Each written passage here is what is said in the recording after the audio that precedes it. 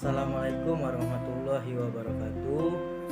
Anak-anak Bapak yang sangat Bapak hormati, kembali lagi dalam pembelajaran kita kali ini. Anak-anak Bapak yang sangat Bapak rindukan, kali ini Bapak akan memberikan satu materi pelajaran, yaitu ilmu pengetahuan alam mengenai rantai makanan, produsen, konsumen, dan pengurai. Video pembelajaran kali ini hanya untuk membantu kalian dalam belajar di rumah, tidak untuk bermaksud yang lain. Baik, bismillahirrahmanirrahim. Assalamualaikum warahmatullahi wabarakatuh. Rantai makanan adalah peristiwa makan dan dimakan dalam suatu ekosistem dengan pola-pola tertentu. Dalam rantai makanan terdapat makhluk hidup yang berperan sebagai produsen, konsumen, dan pengurai. Ketiga unsur tadi dapat dan tidak dapat tentunya terlepaskan dan saling berkaitan. Jadi ketiga unsur tadi ya, antara produsen, konsumen, dan pengurai itu tidak dapat terlepaskan karena mereka saling berkaitan. Produsen berperan sebagai penghasil dan penyedia makanan, sehingga produsen harus dapat menghasilkan makanannya sendiri. Sedangkan konsumen bertindak sebagai pemangsa bagi produsen. Konsumen sendiri dikelompokkan menjadi beberapa bagian, sedangkan pengurai berperan menguraikan produsen maupun konsumen yang telah mati agar dapat diserap kembali oleh produsen lainnya. Dan di sini Bapak mencoba untuk memberikan penjelasan tentang unsur-unsur dalam makanan. Nah, buat kalian yang belum subscribe, silakan subscribe terlebih dahulu agar channel pembelajaran ini dapat berkembang. Terima kasih yang telah subscribe. Kita lanjutkan.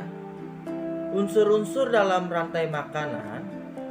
Makhluk hidup yang terdapat pada rantai makanan memiliki peran sebagai berikut yang akan Bapak jelaskan ya.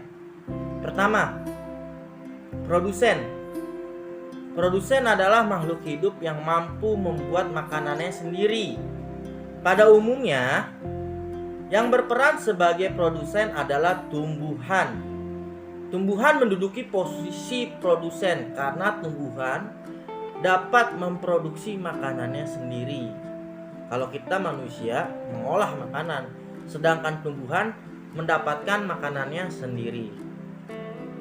Tumbuhan yang memiliki klorofil dapat memproses pembuatan makanan yang berasal dari unsur hara dan bantuan sinar matahari melalui proses fotosintesis. Fotosintesis ini terjadi pada daun tumbuhan dan berlangsung pada siang hari. Kalian sudah tahu ya tentunya fotosintesis itu apa? Tumbuhan sebagai dasar dari rantai makanan, maka jumlahnya harus lebih banyak dari konsumen. Dengan jumlah yang lebih banyak, maka kelangsungan hidup dari konsumen dapat terjaga. Maka penting untuk kita menjaga lingkungan, karena tumbuhan sebagai dasar dari rantai makanan dan jumlah tumbuhan itu harus lebih banyak dari konsumen.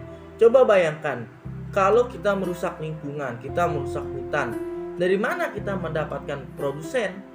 Sedangkan tumbuhan adalah produsen yang pertama. Kedua, unsur yang selanjutnya ialah konsumen. Konsumen itu apa? Konsumen adalah makhluk hidup yang makan makanan. Makhluk hidup yang menduduki bagian konsumen adalah kita, manusia, dan tentunya hewan. Konsumen terdiri dari konsumen 1, 2, dan 3. Konsumen satu, konsumen merupakan makhluk yang memiliki kecenderungan untuk memakan tumbuhan. Jadi konsumen pertama ialah konsumen yang cenderung untuk memakan tumbuhan. Bagi tumbuhan yang dimakan dapat berupa daun-daunan, buah-buahan, batang maupun akar. Makhluk hidup yang berperan sebagai konsumen satu merupakan pemakan tumbuhan. Kalian tahu ya, pemakan tumbuhan adalah herbivora. Dan juga pemakan segalanya, yaitu omnivora. Contoh makhluk hidup yang berperan sebagai konsumen satu diantaranya sapi. Sapi adalah herbivora. Sapi pemakan tumbuhan. Gak ada sapi makan orang ya. Kambing, herbivora. Kerbau, herbivora.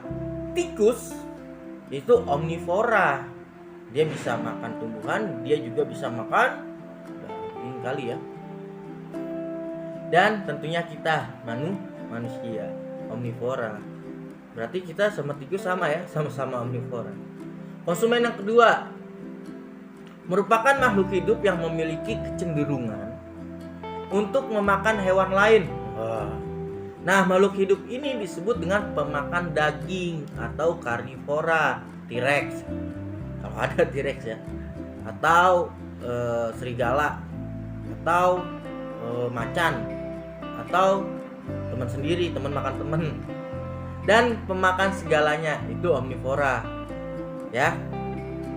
Contoh makhluk hidup yang berperan sebagai konsumen kedua itu diantaranya ada ular, ada kodok, ada ikan, ada penguin, dan ada manusia. Kodok sebagai omnivora, ular karnivora, ikan karnivora, penguin karnivora, dan manusia sebagai omnivora. Yang terakhir, konsumen ketiga. Konsumen ketiga merupakan makhluk hidup yang memangsa hewan atau daging karnivora. Contoh makhluk hidup ini ialah elang, ular, dan hiu. Penggolongan konsumen menjadi kelompok konsumen 1, 2, dan 3 itu bergantung posisinya pada rantai makanan yang dimaksud. Ular pada ekosistem sawah berperan sebagai konsumen ketiga karena ular memakan katak, sedangkan katak memakan belalang, dan belalang memakan padi.